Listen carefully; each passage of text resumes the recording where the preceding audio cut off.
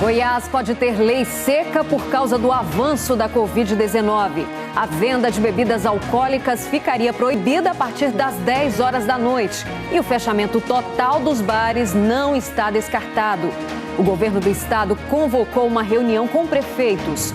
Hoje, só 4 cidades tinham vagas de UTI para pacientes graves de Covid. Quase 2.000 casos da doença foram registrados de ontem para hoje em Goiás. Mais 30.000 doses da Coronavac chegam hoje em Goiás. E a Secretaria de Saúde distribui para a capital e o interior 65.000 vacinas de Oxford. Os corpos das 6 vítimas do acidente com o avião que levava o time de Palmas são enterrados no dia em que enfrentariam o Vila Nova, em Goiânia. O Jornal Anhanguera desta segunda-feira já está começando.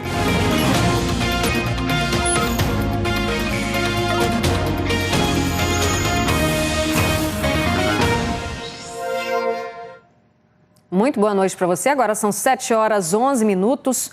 As cidades goianas começaram a receber hoje as doses da vacina de Oxford contra a Covid-19. O carregamento com 65.500 doses chegou ontem à tarde em Goiânia e hoje cedo começou a distribuição. Anápolis foi a primeira cidade do interior a receber o carregamento e é para lá que a gente vai conversar com a Liz Mendes, porque estas doses, né, Liz, já tem o destino certinho, né? Boa noite para você.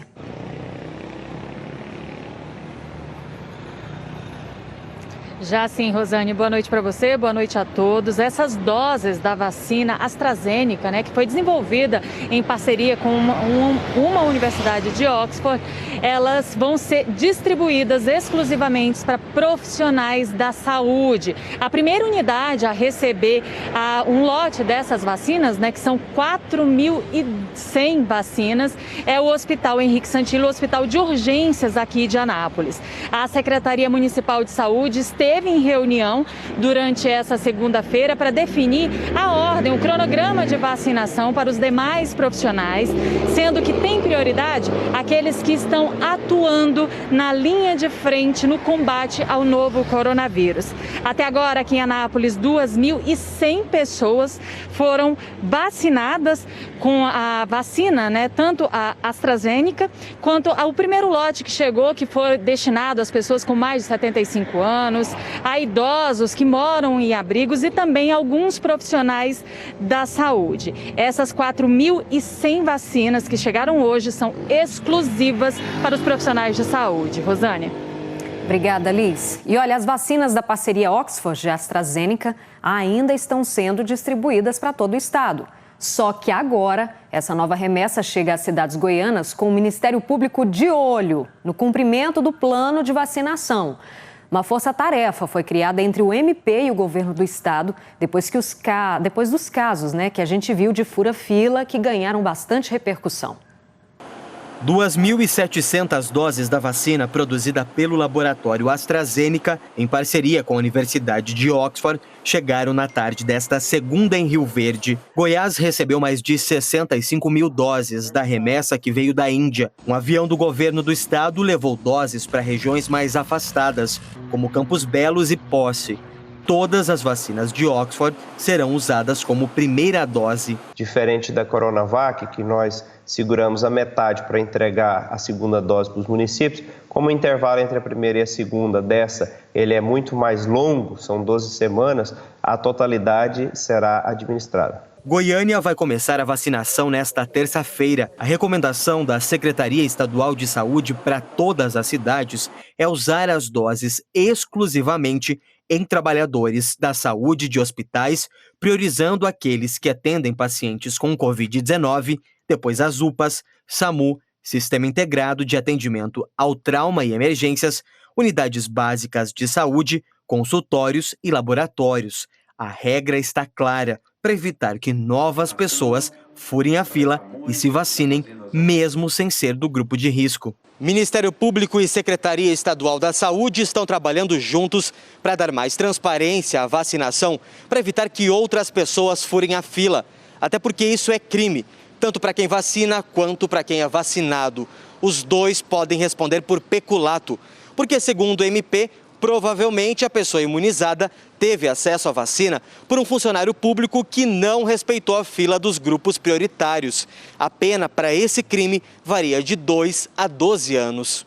O MP recomendou que os municípios coloquem nos sites oficiais a lista de todas as pessoas que já foram e que estão sendo vacinadas para facilitar a fiscalização. Em todas as comarcas do estado, o promotor de justiça está acompanhando efetivamente como está ocorrendo o processo de vacinação. É impossível enxergar um gestor municipal com essa visão individualista, né, de privilegiar determinados grupos em detrimento de toda uma regra que vem do próprio plano nacional de vacinação. E isso é, de certa forma, uma desumanidade, porque é um jeitinho brasileiro, que se chama de jeitinho brasileiro, mas que coloca muitas vidas em risco. Assis Silva Filho agora é ex-secretário de Saúde e Assistência Social de Pires do Rio. Ele pediu exoneração alegando motivos pessoais, mas só depois que a cidade ficou indignada porque a mulher dele, que não é do grupo prioritário, tomou a vacina contra a Covid-19. Foi com o intuito apenas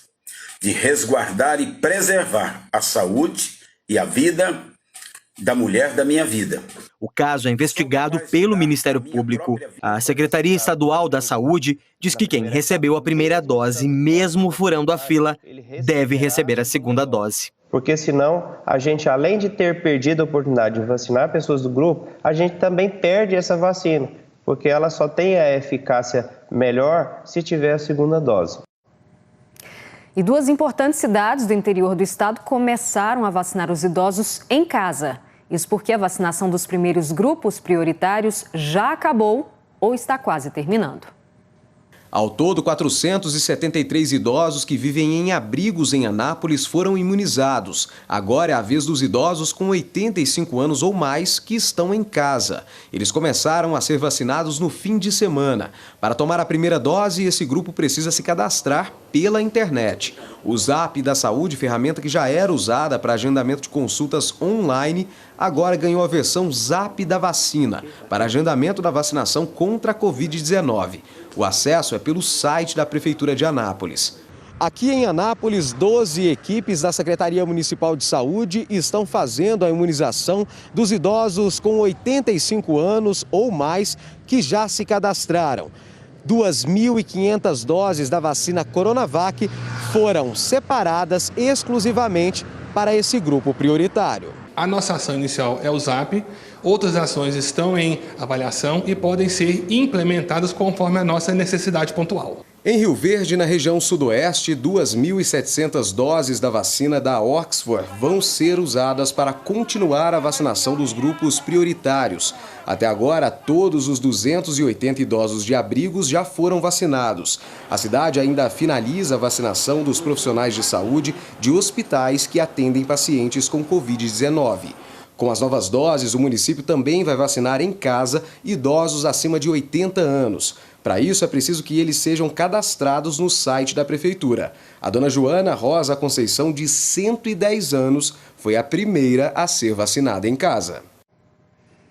E depois da distribuição de vacinas para profissionais que não estão na linha de frente da Covid-19, a Secretaria Municipal de Saúde de Santa Helena vai começar a vacinar amanhã funcionários do Hospital de Urgências lá da cidade, o Urso.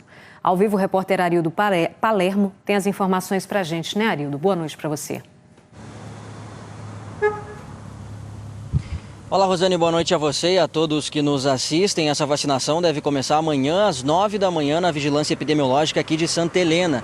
Nessa fase, quem será vacinado são os profissionais do Urso, do Hospital de Urgências da região sudoeste, aqui de onde nós falamos ao vivo. 118 funcionários devem ser vacinados. A Secretaria de Saúde aqui da cidade disse que o Urso tem 629 funcionários e que o restante vai ser vacinado de acordo aí com a disponibilidade das doses da vacina contra a Covid-19. Na semana passada, nós mostramos que muitas pessoas que não fazem parte do grupo prioritário receberam as doses da vacina em Santa Helena. A gente lembra que o grupo prioritário são idosos que moram em asilos e profissionais da linha de frente contra a Covid. Na sexta-feira, o Ministério Público se reuniu com a Secretaria Municipal aqui de Santa Helena, de Saúde, e pediu alguns documentos no prazo de 48 horas, como a relação de quem se vacinou e quem iria se vacinar durante a semana. Além disso, também o plano de vacinação aqui do município. Esses documentos foram entregues hoje e serão avaliados pelo Ministério Público amanhã. Agora, para a gente finalizar, Rosane, uma informação de última hora que o nosso produtor José Eduardo Rodrigues recebeu é que uma dose foi furtada da vigilância epidemiológica aqui da cidade. Quem nos informou foi a Prefeitura de Santa Helena. É mole, Rosane? Com você aí no estúdio. Mas já começou errado e segue errado, né? Obrigada pelas informações, Arildo. E deixa eu só dar então a informação aqui, olha, que por telefone o prefeito de Santa Helena, João Alberto Rodrigues, confirmou que toda a documentação solicitada foi entregue ao Ministério Público. E ele disse ainda que todas as pessoas vacinadas fazem parte do grupo prioritário. Já está valendo um novo decreto que restringiu o funcionamento do comércio em Catalão. Aline Braga, boa noite para você. Explica para a gente, a partir de agora, o que pode e o que não pode por aí. Oi, Rosane, boa noite para você. Pelo menos por agora, até às 6 horas da tarde, não pode funcionar academias, mercados e também clínicas. Isso só pode funcionar até às 6 horas da tarde. Agora há pouco a gente deu uma voltinha na cidade e percebeu que os comerciantes estão obedecendo sim ao decreto que entrou em vigor hoje. Então, a partir de hoje, supermercados, lojas precisam ser fechados às 6 horas da tarde. O que pode ficar aberto são os estabelecimentos de primeira necessidade, como farmácias, hospitais, laboratórios, oficinas mecânicas e também postos de gasolina. Rosane, esse decreto vale pelos próximos 15 dias e se os números da Covid não diminuírem aqui na cidade, a situação pode ficar ainda mais delicada. Só confirmando, hoje 4.576 pessoas estão doentes aqui na cidade, 105 pessoas morreram e 27 pessoas lutam pela vida nos leitos dos hospitais aqui em Catalão. Rosane. Obrigada, Aline. E olha, Goiás estuda novas restrições, viu, para tentar conter o aumento de casos de Covid-19. Para evitar a aglomeração, a sugestão é voltar a impedir a realização de festas, inclusive a venda de bebidas alcoólicas. A sugestão de novas restrições partiu da área técnica da Secretaria Estadual de Saúde. A recomendação inicial foi pelo fechamento de bares e restaurantes a partir das 8 horas da noite e proibição de eventos. Tudo isso para impedir o consumo de bebida alcoólica e, assim, tentar acabar com as aglomerações. Porque no bar as pessoas se aglomeram, no bar as pessoas retiram a máscara.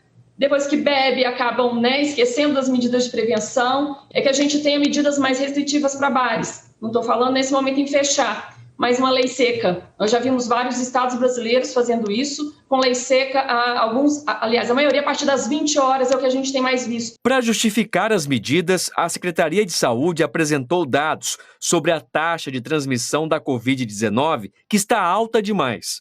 Jataí lidera com um índice chamado de R, marcando 2 pontos. Significa que cada 100 pessoas contaminadas podem transmitir o coronavírus para mais 200. Trindade aparece em segundo lugar com 1,83. Diante da situação que muitas prefeituras enfrentam hoje, a maioria dos representantes dos municípios apoiou as medidas propostas, mas sugerindo a proibição da venda de bebidas alcoólicas a partir das 10 horas da noite. O município tem um entendimento também que seria o mais adequado ser às 22 horas. Para poder coibir as aglomerações e cobrar o uso, talvez que seja a maior ferramenta que nós tivemos, que foi na proteção, que foi o uso de máscaras. Eu queria dizer que nós somos a favor de tomarmos algumas decisões em conjunto, todos os municípios. Quando o município toma uma decisão isoladamente, essa decisão ela é enfraquecida por aqueles que são contra. Acho que mais importante, governador, inclusive, do que só a diretriz é a fiscalização. Eu acho que a gente precisa de uma fiscalização um pouco mais efetiva, mais ostensiva nesse momento. O prefeito Roberto Naves, de Anápolis, sugeriu que seja dado um tempo para que os donos de bares se preparem. Não só simplesmente, por exemplo, suspender o funcionamento de restaurantes, de festas, de eventos, sem que haja um prazo natural para que as pessoas possam consumir os seus estoques, sem que haja o mínimo de planejamento. Na medida que a pandemia for diminuindo sua intensidade, principalmente nos municípios onde a contaminação é menor, que nós possamos reavaliar a medida da lei seca das 22 horas para podermos ir estendendo e os bares e restaurantes terem a sua atividade aos poucos voltando ao normal. O governador Ronaldo Caiado lançou uma enquete para que os prefeitos votassem a favor ou contra as medidas. Ninguém está fechando nada. A proposta única e exclusivamente para que não haja o consumo de álcool a partir das 22 horas, seja onde for. O bar, se quiser, pode ficar aberto até amanhecer o dia, desde que não haja consumo de álcool.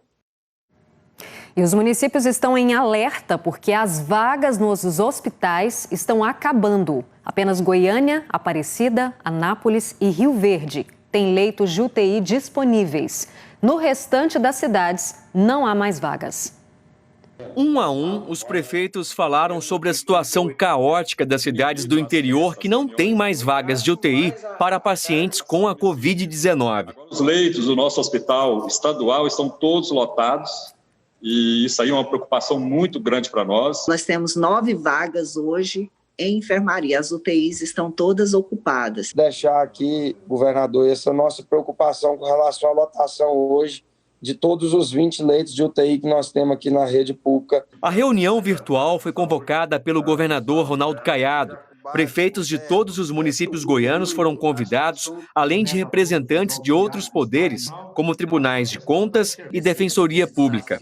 A segunda onda da Covid-19 chegou forte e já deixou poucas opções de atendimento para os pacientes mais graves. Nós só temos, repito, Goiânia, Anápolis, Aparecida e Rio Verde com leitos de UTI.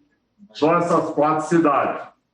As 242 cidades de Goiás dependem dessas 4 cidades do estado de Goiás. Eu pediria, secretário, que entre em contato com o prefeito de Anápolis para ver se ele pode ceder aí uns 30 leitos aí, já para nós atendermos o mínimo aí de pessoas do entorno de Brasília. Então vamos trabalhar para redistribuir.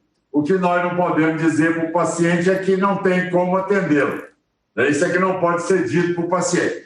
Ele tem que ser transferido imediatamente para a unidade de saúde. O secretário estadual de saúde disse que desde o dia 1º de janeiro, a taxa de ocupação das UTIs vem subindo pelo menos 1% ao dia, resultado das aglomerações nas festas de fim de ano. É importante que os senhores prefeitos e os seus secretários estudem imediatamente para essa semana o que tem de capacidade municipal de expansão e expandam. Nós passaremos os próximos 30 dias, ouçam bem, os próximos 30 dias de um desafio enorme, um desafio absurdo. Não queremos e não proporemos lockdown nesse momento, né? E não está em discussão em outro momento também, mas algumas medidas intermediárias para evitar essa expansão a galope, nós precisamos tomar de forma urgente para que não sejamos surpreendidos.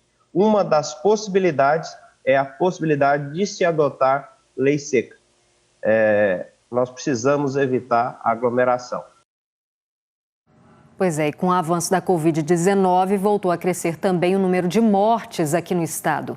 Em Jataí, Catalão, 2 casais que estavam juntos há muitas décadas foram separados pela doença.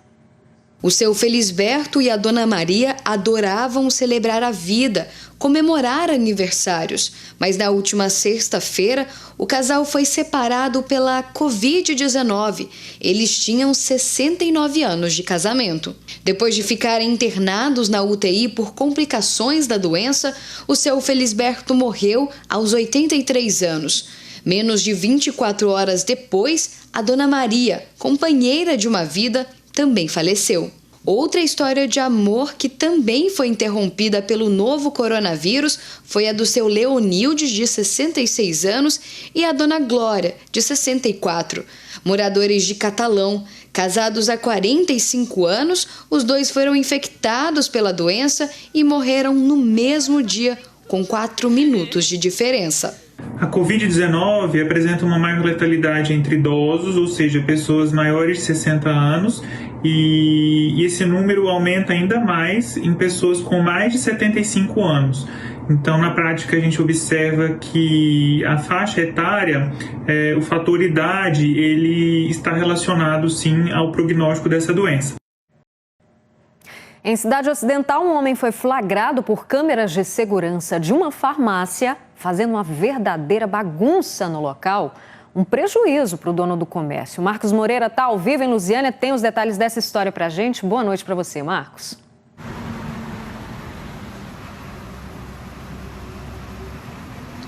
Oi, Rosane, boa noite para você, ótima noite a todos que nos assistem. Realmente um verdadeiro prejuízo para o dono dessa farmácia lá de Cidade Ocidental, aqui na região do entorno. Prejuízo porque, além de ter as mercadorias destruídas, o bandido furou um buraco na parede, foi por onde ele invadiu essa farmácia. Toda a ação foi registrada pelas câmeras de segurança que mostram aí o ladrão de boné, usando máscara, usando também a chama de um isqueiro aí para tentar encontrar objetos de valor, mercadorias e também dinheiro.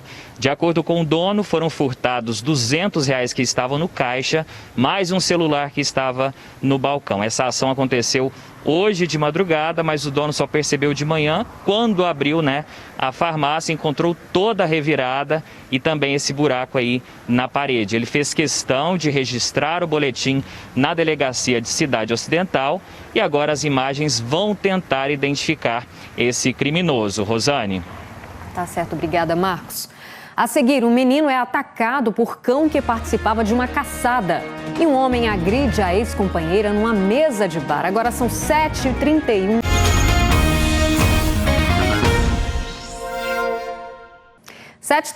Estamos de volta. Um menino foi atacado por um cão numa fazenda em Mineiros. O animal estava com caçadores que estavam na região.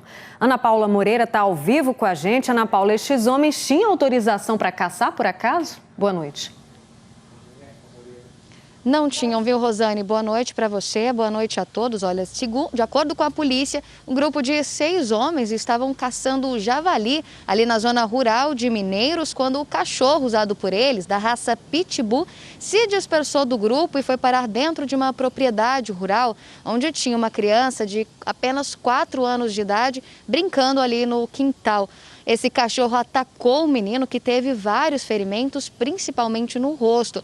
Esse grupo de homens não socorreu a criança. Foi um tio que chamou a polícia. Esses homens foram presos. Foram apreendidos com eles também as armas e as munições usadas aí na caça. E segundo a polícia, eles vão responder agora por lesão corporal grave e também por invasão a domicílio, já que eles não tinham autorização para caçar ali naquele local. A criança foi socorrida pelos próprios familiares, foi encaminhada para o hospital e até agora a gente não conseguiu atualizar o estado de saúde dessa criança. Rosane? Tomara que ela esteja bem. Obrigada, Ana Paula, pelas informações. E a Polícia Civil indiciou um homem suspeito de agredir a ex-companheira. O caso foi no início do mês, mas as imagens que mostram a agressão só foram divulgadas agora. O vídeo mostra que a mulher está em uma mesa de bar, numa distribuidora de bebidas em Morrinhos, com o atual namorado. O ex-companheiro dela chega e começa a agressão. Primeiro ele agride o homem, depois a ex-companheira com socos. Em seguida, uma terceira pessoa entra na briga. Depois de algum tempo, um frequentador consegue acabar com a confusão. Segundo o delegado responsável pelo caso, o inquérito foi concluído e encaminhado à justiça. O agressor vai responder por injúria, ameaça e ofensa à integridade corporal pela Lei Maria da Penha.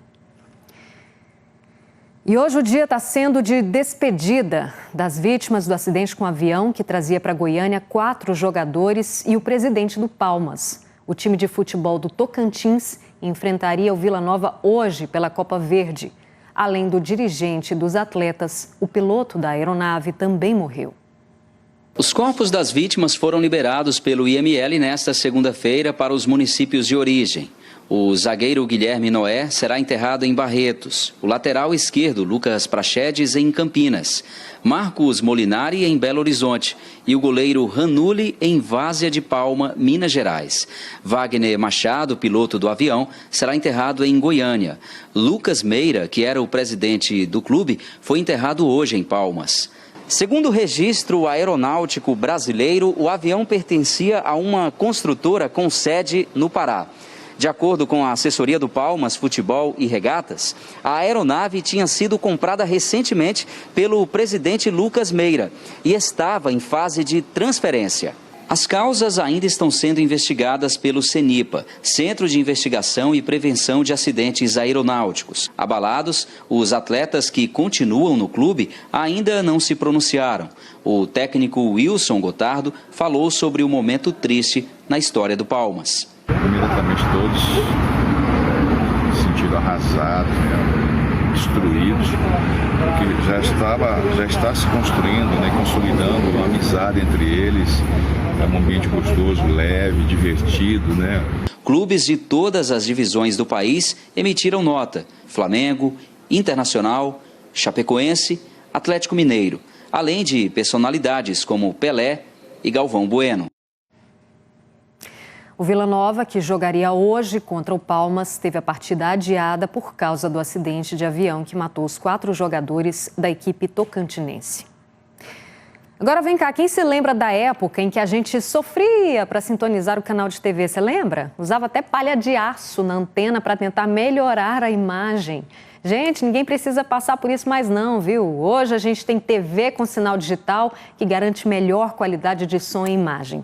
Em 9 cidades goianas, a TV Anhanguera vai desligar de forma voluntária o sinal analógico. A nossa programação vai estar disponível apenas no sinal digital. E para não ficar sem assistir a gente, é importante ficar de olho nessa reportagem do Bruno Mendes e do Divino Costa. Quem tem mais de 20 anos certamente já sofreu com esse barulho pelo menos uma vez na vida. Era uma luta conseguir um sinal menos chuviscado possível na TV. O sinal analógico agora é coisa do passado. Com o sinal digital, qualquer televisão pode ter imagem de cinema, limpinha. Agora o seu João tá feliz da vida. Comprou um conversor e instalou na TV, que fica na área da casa dele. Ficou ótima, mais limpa, abriu todo, que ela não era aberta toda. Você deve ter reparado que a TV do seu João é de tela fina. Mesmo assim, ele precisou do aparelho. O Charles explica que, assim como as TVs de tubo, as primeiras TVs LCDs não vinham com conversor embutido. A televisão que tem um conversor embutido, na hora que ele vai fazer a busca, já vai no próprio televisor dele, já vai escrever. Busca por canal digital. Se a televisão dele não escrever a busca por canal digital, aí ela precisa do conversor digital. A dica é valiosa, já que no dia 31 de março, a TV Anhanguera vai desligar o sinal analógico em 9 cidades do estado: Goianésia, Uruaçu, Aruanã, Caldas Novas, Morrinhos, Goiatuba, Santa Helena, Quirinópolis e Mineiros. Um bombeiro de folga salvou uma residência de se acabar em chamas um dia após haver sido promovido. Nossa imagem do dia. O soldado dos Anjos trabalha em Santa Helena de Goiás. Vizinhos da casa pediram socorro. Um restaurante e uma casa no pavimento de cima estava pegando fogo. Ele não estava com itens de proteção contra incêndio, mas mesmo assim ele se arriscou, subiu no telhado para ver se tinha vítimas no andar superior. Sozinho, ele conseguiu extinguir, acabar com o incêndio antes mesmo da chegada da viatura oficial. Muito bacana, né? Agora são 7h40, uma boa noite para você. Um beijo, um cheiro. Hoje a gente encerra com imagens de Anápolis. Espero vocês amanhã no J1. Tchau, gente!